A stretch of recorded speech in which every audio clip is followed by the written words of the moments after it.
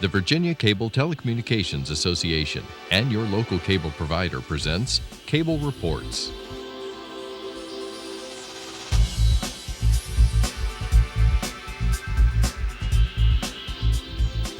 Join us now as Cable Reports brings you up to date on current issues facing the Commonwealth through discussions with your local legislators and other policymakers from across Virginia. From the General Assembly and the City of Richmond, I'm Woody Evans for Cable Reports, brought to you by the Virginia Cable Telecommunications Association and Cox Communications, connecting Virginians to their government. We're pleased to have three members of the General Assembly with us this morning from Roanoke. Delegate Sam Rasoul, good to see you, sir. Good to be with you. Delegate Chris Head, nice to have you here. Good to be here again, Woody. Thank you. Senator John Edwards, good to see you, sir. Woody, always good to see you. We had an interesting conversation before we went on camera. Tell us how you spent your weekend. Well, we went to the commemorative session of the Virginia General Assembly. This is something we do every 4 years. It's to commemorate Williamsburg and the founding of our representative democracy here in Virginia, where we heard a very interesting address by Taylor Reevely, the president of the College of William and Mary, and the interspersed humor, but also a lot of factual, important, historic information. For example, things we forget. This is where representative democracy began, in Virginia. It was in May the 15th, 1776, when Virginia first passed a resolution to declare independence, which of course later happened at Philadelphia on July the 4th, 1776. And also the Declaration of Rights came from Virginia, George Mason, in June of that year. So all the things that started the representative democracy in America all started in Virginia. He also had a lot of humor too, comparing Massachusetts with Virginia. Like, you know, the first Thanksgiving was Berkeley Plantation in 1619 in Virginia, not in Massachusetts. And he talked about how the Mayflower boat, the ship, when it came across, it got blown off course. So everybody laughs at that. But the fact is, it was very interesting, very informative, but also reminding us that this is where it all began in Virginia, representative democracy. This is where the keystone for democracy and freedom and the kind of government we have all began. America was the first country in the world to be founded on the idea of representative democracy, and we should be very proud of that.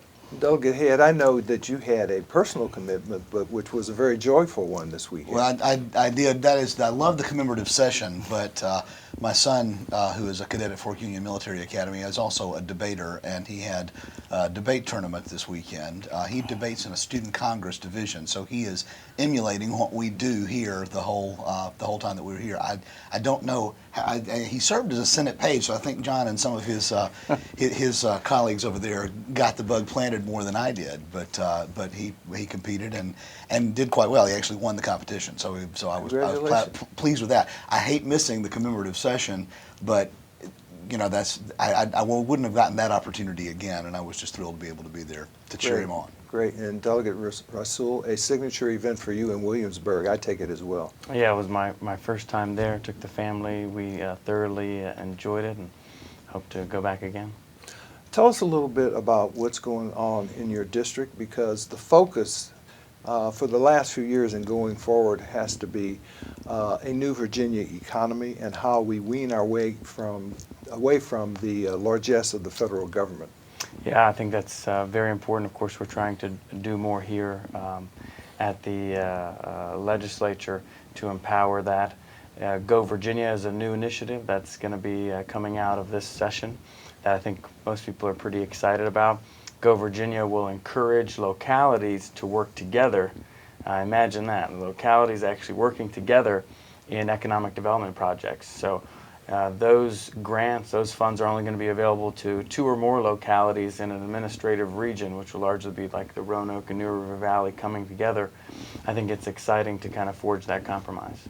And Delegate Head, you co-chair the Business Development Caucus, and obviously Yes, you're very interested in Go Virginia as well. Very interested in Go Virginia, but very interested just in economic development in general, and any of the things that we can do to move things forward. We've got a couple of bills of mine that that are approaching it from two different directions. One of them that has already passed out of the House is a bill protecting and stipulating that franchisees and franchisors are actually separate and distinct entities. There's some move afoot nationally to try to cloud that distinction and make franchisors be responsible for co-employment of franchisees' employees. And the entrepreneurial spirit that goes around franchisee development, anyone that purchases just a business system, but they have direct and immediate control exclusively over their local employees. We want to make sure that that distinction stays there. We've got thousands of franchisees here in Virginia and north of 30,000 employees of franchises here in Virginia. It's a pretty big economic impact. And we want to make sure that we don't do anything to try to squelch that, but that we continue to fan those flames. Coming around on a completely different side, I have also been a champion since I got to the General Assembly of spurring economic development with tourism. That's a real big deal for us, and anything that we can do to help bring people into the Roanoke Valley and show off what we can do will ultimately lead not only just to the dollars being brought in by tourists who spend their money and then go home, which is, that's lovely, but also the ones that come and say, this is a great place, I'd like to expand my business here. That's a much better thing, and that's what we're about. So we've got a couple of things. One is recognizing in a joint resolution that the 611, which is the engine that we just had fully restored at the Virginia Museum of Transportation, this is an engine that was one of the last steam engines that was utilized on the tracks of Virginia by the Norfolk Western Railroad. It was actually engineered in the Roanoke East End shops, built there, constructed there, and that entire J-class of engine was produced there. This is the last remaining one of those. It's been fully restored, and we had a big event back last spring with the return of the 611 into Roanoke, and now we've got a joint resolution that's coming out to declare that the 611 is the official steam engine of Virginia. It really is remarkable what we were able to do out there in the day, in the early 50s when that was produced, and it's considered to be the most technologically advanced steam engine ever produced anywhere in the world. So we're pretty proud of it, and it's a beautiful thing. The second part of that is we've got plans for an excursion train that we'd like to get going in Roanoke, and working with the Virginia Museum of Transportation. We already have a lot of people that come just to look at those trains, but if they've got an opportunity to ride a train on a regular basis, that brings in a lot more people. And there have been, believe it or not, some legislative barriers to doing that. We've had some very narrow distinctions of geography where you would be allowed to do that, and then some clarifications of who would be responsible for the liability, because you're going to be using another railroad's tracks. So we've got to be able to find a way to limit the liability for the railroad that's allowing the use of the tracks, and then also open up the geography for that. Don't anticipate that there's going to be any problem with that, but we're pretty excited about it, because once we open that door, I think you'll see some really exciting things happen to, again, bring people into the valley. That's what we've got to do, bring people in, show off what we've got, and attract more businesses. So it's pretty exciting. Senator Edwards, I know you've been working on another attractive train measure, if you will. Please tell us about passenger rail. Well, it's coming. First of all, on the issue of tourism, we've branded our region as Virginia's Blue Ridge, which will help benefit the tourist industry. But Amtrak is coming in about 18 months. We've already made arrangements as to where the platform will be. We've solved many of the problems with regard to the high platform entrance to the plane versus the low platform entrance, the ADA requirement to make sure that people who are handicapped can just walk on the train without having to climb stairs. We've resolved that issue. There are some other issues that we're still working on, but we think that Amtrak will be here in Roanoke by 18 months or less, and it's something I've been working on. I've been on the phone quite a bit off and on to make sure this thing happens, and it's going to happen. And when Amtrak comes to Roanoke, this is going to be a huge game changer, I suppose, one way to put it. It's going to bring in more tourists, economic development. They've done some economic development studies about how it's going to help the economy. It's going to bring in industry. The idea of being on the main line of the Northeast corridor of Amtrak, right from Roanoke to Boston, is really extraordinary. It's going to open our region tremendously. I know the people in the New River Valley, Virginia Tech, and all are very excited about the idea. By the way, Amtrak will be coming to the New River Valley by 2020. We've already picked out a depot, a location. up there in Christiansburg. So I'm very excited about Amtrak coming. It's going to be, you'll be able to get on the train at 6:20 in the morning and fall asleep, same seat, and get off in Boston at 8 o'clock. And of course, all these different places along the way, Charlottesville, Washington, Philadelphia, New York. And my wife and I took Amtrak over the Christmas holidays to New York.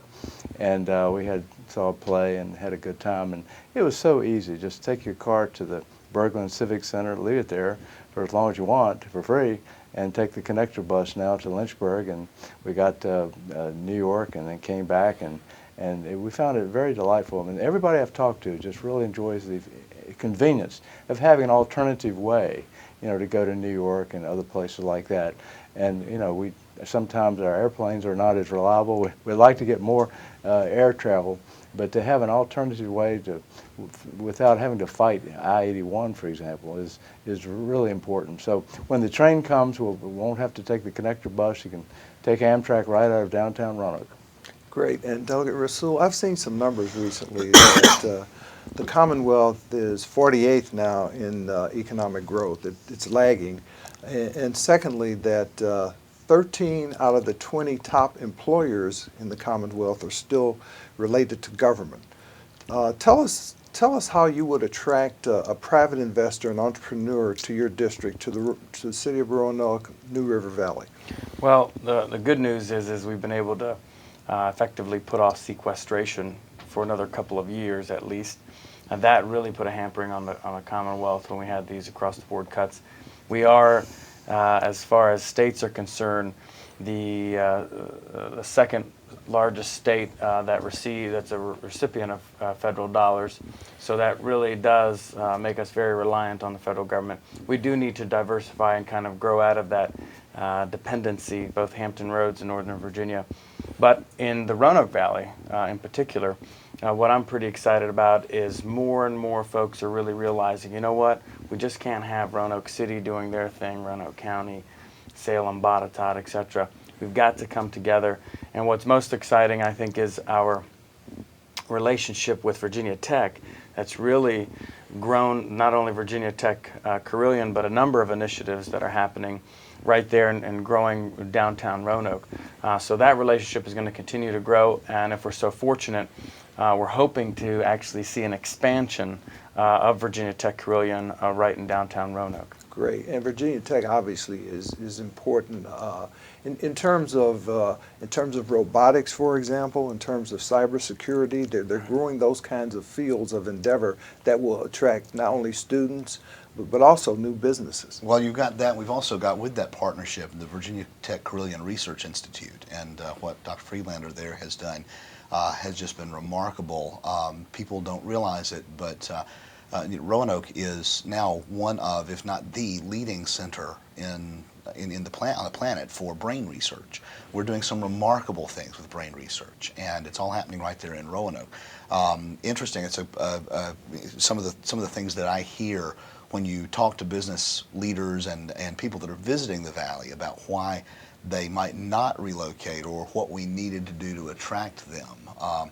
Some of the things that were difficulties for the Research Institute to overcome and ongoing we're working on now. The two things that consistently are problematic for us are the access of broadband, which is critically important, and then career and technical development and the skill set for our workers, because our workforce development has been very much lacking. We keep trying to get things moved along with that. So I think the broadband is now pretty well taken care of. We had the Broadband Commission, which is working and getting things established there. Also Cox, private industry has now brought in gigabit service into the Roanoke Valley. That's a big deal, being able to get the highest possible speeds into all the way to the heart of downtown, and then giving a backbone where we can tie into that throughout neighborhoods and into business communities.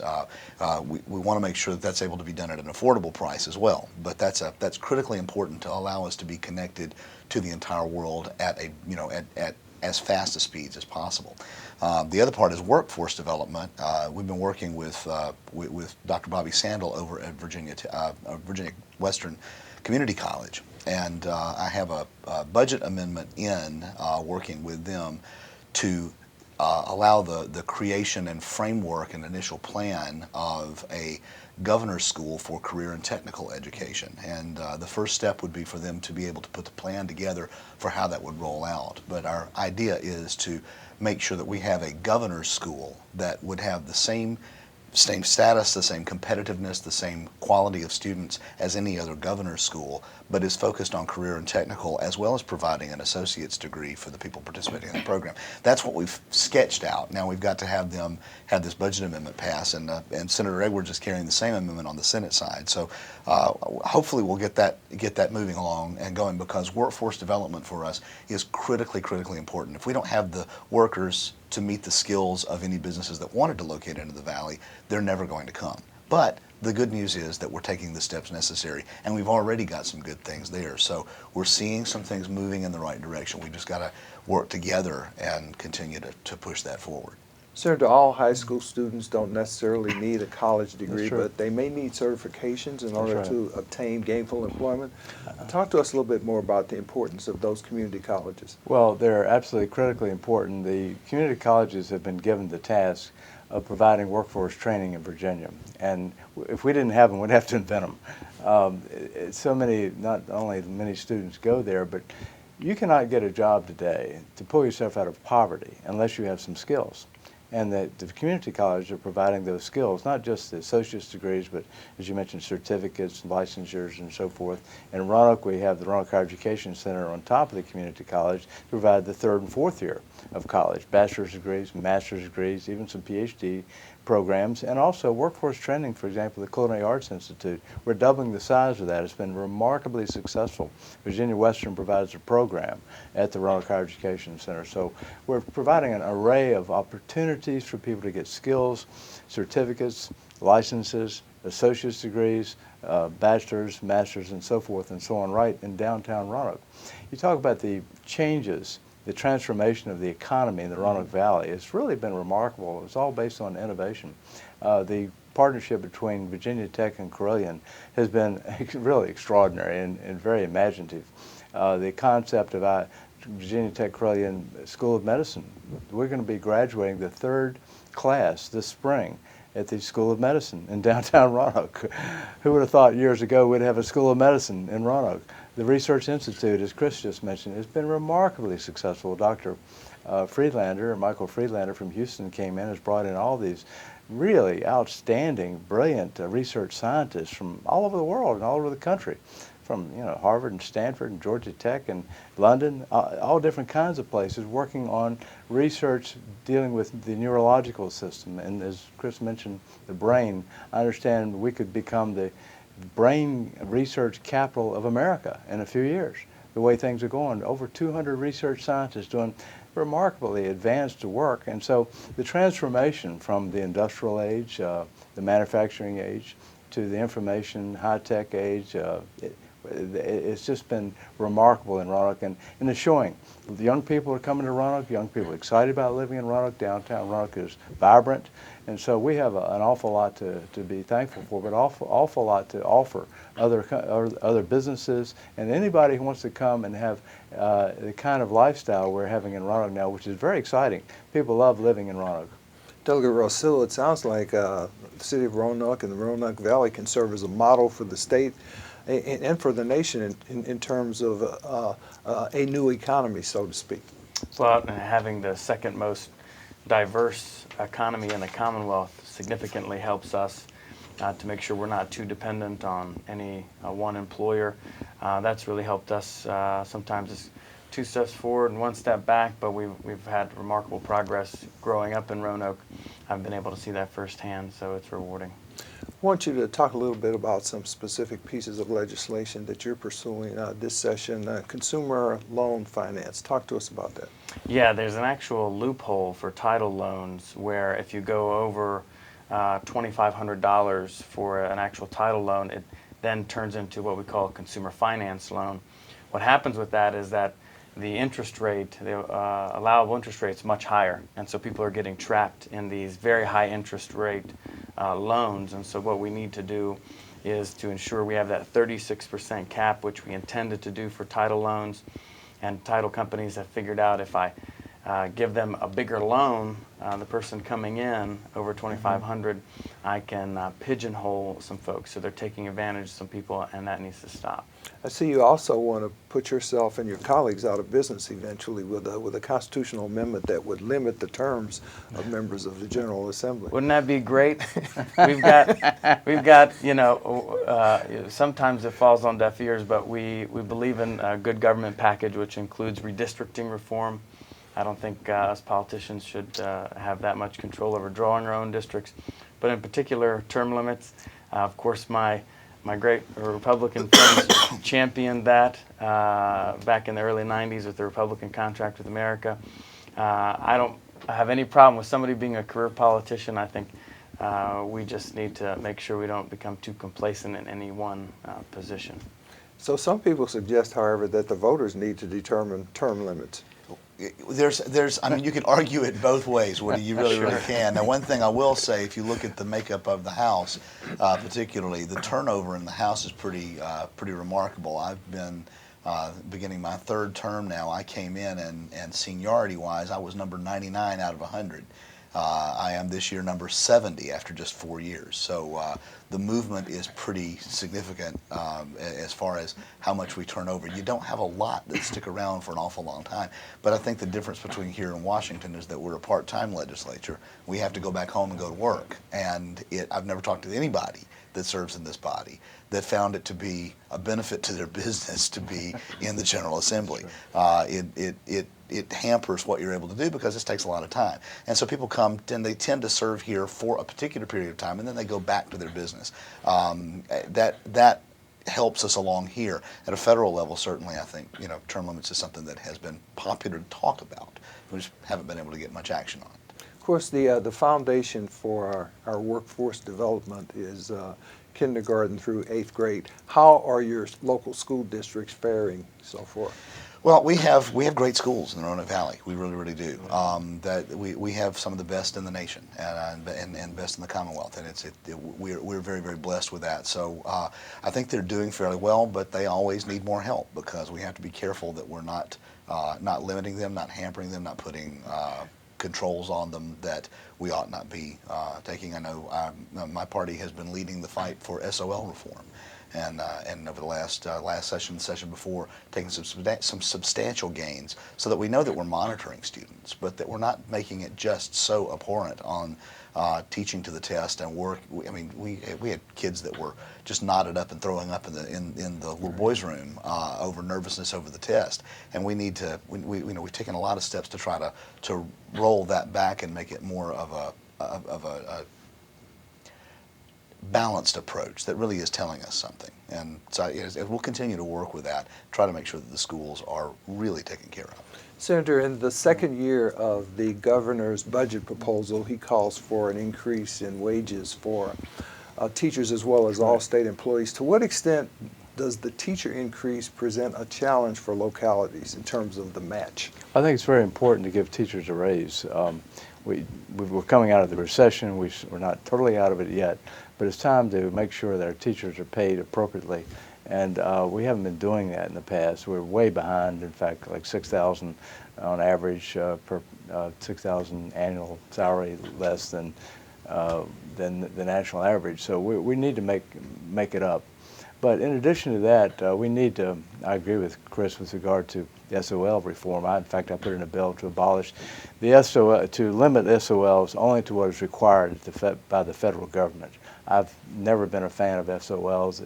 Teachers tend to teach to the test. It crowds out electives. I haven't met anybody that really likes the SOLs. Children sure don't. The parents don't. The teachers don't. The principals don't. So I don't know why the SOLs have been around as long as they have. So I've been a champion in trying to limit the SOLs to what is required at the federal level. In addition, expanding preschool is particularly important. The head of the Newport News Shipbuilding and Dry Docks, the largest employer in Virginia, said he thinks this is a national security issue. Expand preschool. He says the most important thing we can do for the future of the economy. Expand preschool so that all students, 4-year-olds, at the parents' option, can have the opportunity to have preschool. Early nurturing, early learning is really important to determine the success of a person. The studies that have been done show preschool and early learning and early nurturing determines whether somebody is going to be a success or not. Those that don't have it, the studies show, don't have the success rate as those that do have it. So I think it's very important. Delegate Rasoul, the Triple V program, Virginia Values Veterans. Talk to us about their importance and how they fit into workforce development. Well, we're very fortunate that the Commonwealth of Virginia was the first state to actually essentially eradicate veteran homelessness, which is great. And Roanoke City was one of the first cities to declare that because of a great partnership with many entities. But we've got a lot of work to do. You know, we're 10, 15 years embroiled in wars abroad, and there are a lot of folks that have been forgotten. So we need to do more. I've supported a veterans docket, which helps us to really focus on and try to figure out veterans may have very specific issues, and so when they do come to courts, making sure that there are judges that are cognizant of those issues and trying to address them. So we certainly do have a lot of work to do to ensure that we're showing to our veterans that Virginia does value them. And veterans now can obtain credit towards certifications as a result of experience they've gained in our theaters of war now. Oh, that's right. And we also had a bill that is working its way through now, for example, that Delegate Stiley has put in that would recognize in the healthcare arena, because healthcare is so critically important. You can be trained as a medical corpsman, or in any of the medical, the ones in the field of battle that everybody would refer to as doc. Problem is, these guys are, at some levels, trained to even be able to perform some surgeries. An appendectomy, for example, on a submarine can be performed by one of the Navy medical corpsmen. And yet, when they get out, there's no recognition or no capability for them to use that experience and that training for any sort of certification. So Dr. Stiley's bill will allow veterans to begin to plug those skills in. We continually look at the fact we've trained these people better than anybody in the world, and then we're just not taking advantage of that and giving them an opportunity without having to go back to the beginning. So as we're taking steps to make that work. In 30 seconds. And that's one of the things, the V3 program, the Virginia Values Veterans Program, we're trying to reach out to employers to recognize the value of veterans, not only in terms of work ethic. They're trained to give orders, to take orders, and so forth, but they have tremendous training in technologies that the employers need to understand. They can be a real benefit to employers. Great. Well, thank you all for being here. Senator John Edwards, Delegate Chris Head, Delegate Sam Rasoul. Good luck. Thank you. Thank you very much. Thank you for watching Cable Reports, brought to you by the Virginia Cable Telecommunications Association and Cox Communications. Until next time, I'm Woody Evans.